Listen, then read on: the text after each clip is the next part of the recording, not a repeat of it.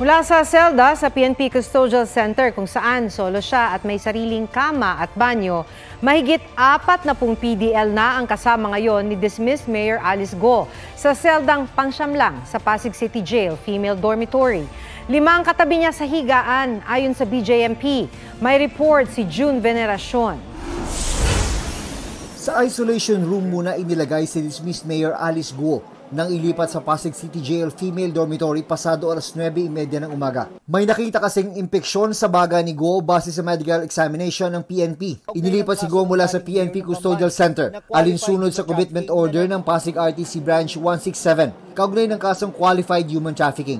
May kasama po siyang 3 doon na may tuberculosis case. Inassure naman ng ating doktor na hindi na ito nakakahawa yung 3 na naka-isolate. Sumailalim si Go sa saliva test para alamin kung may tuberculosis siya. Nang lumabas na negatibo ang resulta, inilipat na siya sa regular na selda kasama ang mahigit 40 iba pang inmate. Humiling ang kampo ni Go na manatili sa kustudiya ng PNP, bagay na pinayagan ng korte. We filed our urgent motion to transfer her detention to PNP Custodial because of her threats. We have to coordinate with them kung paano yung mangyayaring transfer uli sa kanya pabalik sa sa custodial facility. Pero naglabas ng panibagong utos ang korte na nagsabing moot o wala ng saysay ang naunang court order dahil nailipat na si Go. She will remain in our custody until further notice o my court order. Bukas, inaasahang dadalo si Go sa pagdinig ng Senado ukol sa Pogo. 7 naman sa mga kasama ni Go na kinasuhan ng qualified trafficking ang sumuko at hawak na ngayon ng NBI.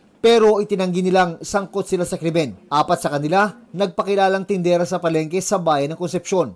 Noong 2019 daw, nag-apply sila ng lending. Malamang doon sila lang nakuha ang pangalan nila. Pero hindi sila na kita mismo hindi sila kilala ni Mayor Go. Lahat ng claim nila ngayon na voluntarily surrendered nga sila. Lahat ang claim nila nagamit lang sila. Yung allegations na yun, justifications nila sa sarili nila, malalabas yan during trial. Ang babae namang ito na itinuro ng NBI na presidente ng isa sa mga kumpanya. Nag-invest lang daw sa kumpanya ni Go na anyay nag-ooperate ng online gaming. Pero hindi raw siya sangkot sa trafficking. Ang investment na po ito nung inalok po sa akin ay online gaming. Hindi po si dismissed Bamban Mayor Alice Go ang nag-alok sa akin. Iba pong tao. Ang kanyang kapatid ay malapit daw kay Go at isa sa kanyang mga kapwa-akusado. Siya ang itinuturo ng 2 pang lalaking sumuko rin na nagpasok daw sa kanila sa kumpanya. Takot na po kami sa seguridad po namin. Hindi po biro yung mga taong nasa likod po nito. Dun po sa sinasabi niyang ginamit ang pangalan, siya po ay pumirma, inalok din po sila dito para mag-invest. Sila po ay nakakabasa, nakakasulat. Ayon sa NBI, posibleng gawing state witness ang mga sumuko, pero depende sa impormasyong hawak nila.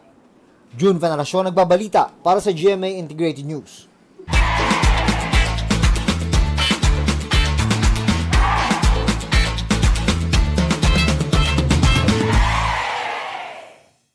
Huwag magpahuli sa mga balitang dapat ninyong malaman.